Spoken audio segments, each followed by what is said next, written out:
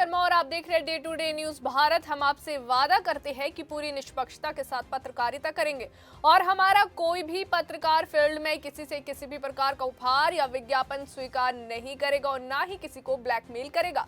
हम दबे कुचले लोगों की आवाज बनते आए हैं और आगे भी बनेंगे। साथ ही हम ऐसी कोई खबर नहीं दिखाएंगे जिससे हमारी भोली भाली जनता मूर्ख बने या उन्हें किसी भी प्रकार का कोई धोखा मिले। हम लोकतंत्र के चौथे स्तंभ को और अधिक मजबूत करने की पूरी कोशिश में लगे हुए हैं। बात करते हैं खबर की जो हिमाचल प्रदेश के शिमला से सामने आ रही है। हिमाचल प्रदेश की राजधानी शिमला के संजौली इलाके में स्थिति जो है विवादित होती जा रही है और वहीं पर आपको बता दें कि जो संजौली इलाके में स्थित विवादित मस्जिद है उसे लेकर एक बार फिर सियासी और प्रशासनिक हलकों में हलचल तेज हो गई है।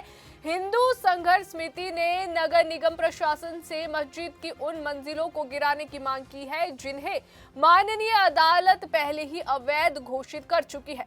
समिति का आरोप है कि माननीय कोर्ट के स्पष्ट आदेशों के बावजूद अब तक इस पर कोई ठोस कार्रवाई नहीं की गई है। वहीं प्रशासन का कहना है कि मामला जो है माननीय न्यायालय में लंबित है और हर कदम जो है कानूनी प्रक्रिया के तहत ही उठाया जाएगा। ये विवाद शिमला के संजौली क्षेत्र में स्थित एक मस्जिद से जुड़ा है जिसके निर्माण को लेकर लंबे समय से सवाल उठते रहे हैं।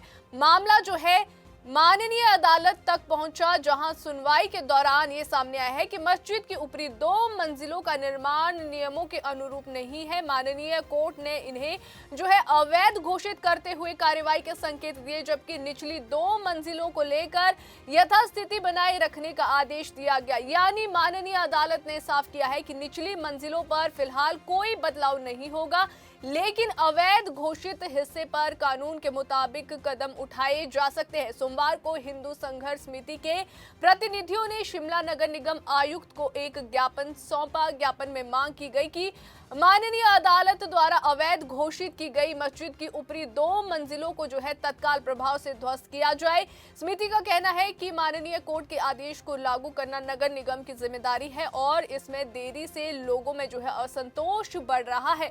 हम कानून के दायरे में रहकर जो है अदालत के आदेशों का पालन चाहते हैं। निचली 2 मंजिलों पर यथास्थिति का हम पूरा सम्मान करते लेकिन जो ऊपरी मंजिलें हैं अवैध घोषित की गई है उन्हें गिराया जाना चाहिए। हिंदू संघर्ष समिति ने यह भी कहा है कि यदि नगर निगम को तकनीकी या संसाधन संबंधित दिक्कतें आ रही है तो समिति जो है स्वयं निःशुल्क कार सेवा के माध्यम से अवैध ढांचे को गिराने के लिए तैयार है। हालांकि प्रशासन की ओर से इस प्रस्ताव पर कोई आधिकारिक प्रतिक्रिया नहीं आई है। नगर निगम प्रशासन का जो कहना है वे मामला न्यायालय में लंबित है और किसी भी तरह की कार्रवाई से पहले जो है कानूनी पहलुओं को पूरी तरह से समझना जरूरी है। प्रशासन ये भी दोहरा रहा है कि कानून व्यवस्था बनाए रखना उनकी प्राथमिक जिम्मेदारी है और किसी भी पक्ष को अपने स्तर पर जो है कार्रवाई करने की अनुमति नहीं दी जा सकती। कानूनी जानकारों के मुताबिक जब कोई मामला माननीय हाईकोर्ट में लंबित होता है तो प्रशासन को बेहद सतर्कता बरतनी होती है। माननीय अदालत के आदेशों की व्याख्या और उनके क्रियान्वयन में किसी भी तरह की जल्दबाजी आगे चलकर कानूनी अड़चनें पैदा कर सकती है। यही वजह है कि प्रशासन अक्सर अंतिम निर्देश का इंतजार करता है। मेन विषय था माननीय उच्च न्यायालय के आदेश के बाद हालांकि हमें आवश्यकता नहीं होनी चाहिए थी कि हम ज्ञापन दें, परंतु 15 दिन शेष बचे हैं।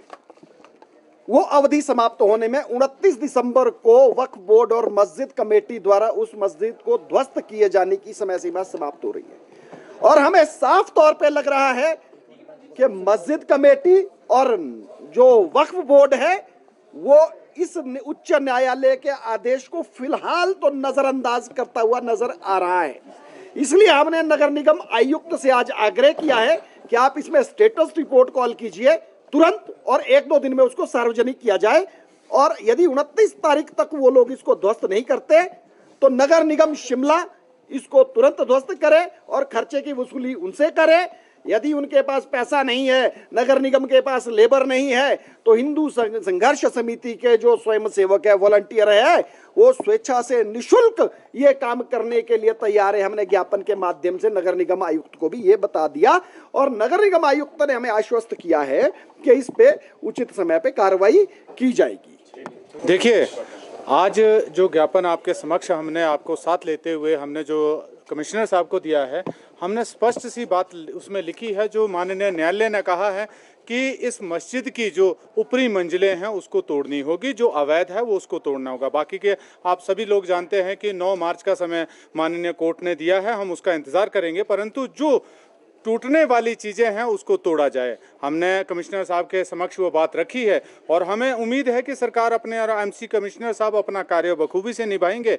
यदि हमने साथ में ये भी कहा है कि यदि सरकार और एमसी उसमें नहीं कार्य कर सकती तो हिंदू संघर्ष समिति निःशुल्क कार सेवा करने के लिए तैयार है। उस अवैध ढांचे को हम लोग तोड़ेंगे अगर आप नहीं तोड़ सकते, परंतु आपको कुछ ना कुछ जवाब देना पड़ेगा।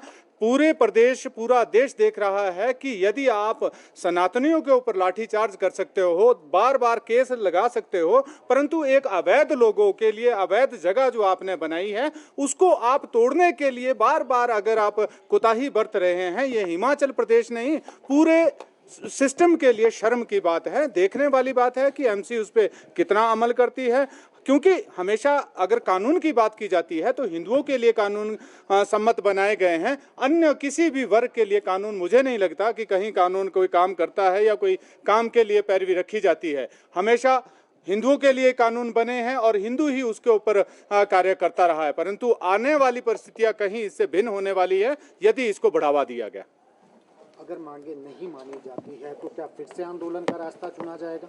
देखिए, हम आंदोलन तो कर ही रहे हैं, हम जन जागरण का काम कर रहे हैं और आपके समक्ष एक बहुत बड़ी कॉल दी जाएगी। 1 हफ्ते के अंदर अंदर हम लोग पूरे हिमाचल प्रदेश में जाएंगे और जो इस सरकार का रवैया है, जो इस्लामिक सरकार जो प्रदेश में है और तुगलकी फरमान देने वाले इस्लामिक जो अधिकारी हिमाचल प्रदेश में बैठे हैं और जो निरंतर हमारे लोगों को तंग करने के लिए, ये लोग है कौन?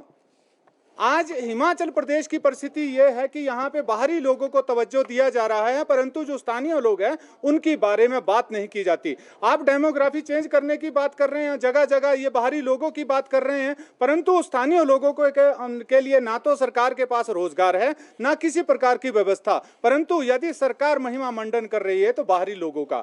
इसी प्रकार से उत्तराखंड के साथ साथ हिमाचल की भी पूरी डेमोग्राफी चेंज करने का जो इनका एक षड्यंत्र है उसको उजागर किया जाएगा। घर घर, हर घर पहुंचा जाएगा और एक बहुत बड़ा आंदोलन किया जाएगा जो अपने आप में ऐतिहासिक होगा। माननीय अदालत ने यदि किसी हिस्से को अवैध घोषित किया है तो उस पर कार्रवाई संभव है, लेकिन चूंकि मामला जो है लंबित है, इसलिए प्रशासन को माननीय कोर्ट की अगली सुनवाई और स्पष्ट निर्देशों का इंतजार करना पड़ता है। संजौली और आसपास के इलाकों में इस मुद्दे को लेकर चर्चा तेज है। स्थानीय लोग चाहते हैं कि विवाद का समाधान जो है शांतिपूर्ण और कानूनी तरीके से हो, ताकि क्षेत्र में किसी तरह का तनाव ना फैले। गौरतलब है कि मामला जो है फिलहाल हिमाचल प्रदेश माननीय हाई कोर्ट में लंबित है। अदालत ने मस्जिद की निचली 2 मंजिलों पर यथास्थिति बनाए रखने के आदेश दे रखे और मामले की अगली सुनवाई जो है वो 9 मार्च को निर्धारित है। अब देखना यह होगा कि माननीय हाई कोर्ट इस सुनवाई में क्या दिशा निर्देश देता है और नगर निगम प्रशासन उन निर्देशों पर किस तरह अमल करता है। फिलहाल सभी की निगाहें माननीय अदालत के अगले आदेश पर टिकी है, क्योंकि इस पूरे मामले का समाधान कानून के दायरे में और शांतिपूर्ण तरीके से ही संभव है। अभी के लिए फिलहाल इतना ही। देश और दुनिया की ताजा खबरें जानने के लिए देखते रहिए day to day news Bharat और हमारे चैनल को लाइक और सब्सक्राइब करना ना भूलें।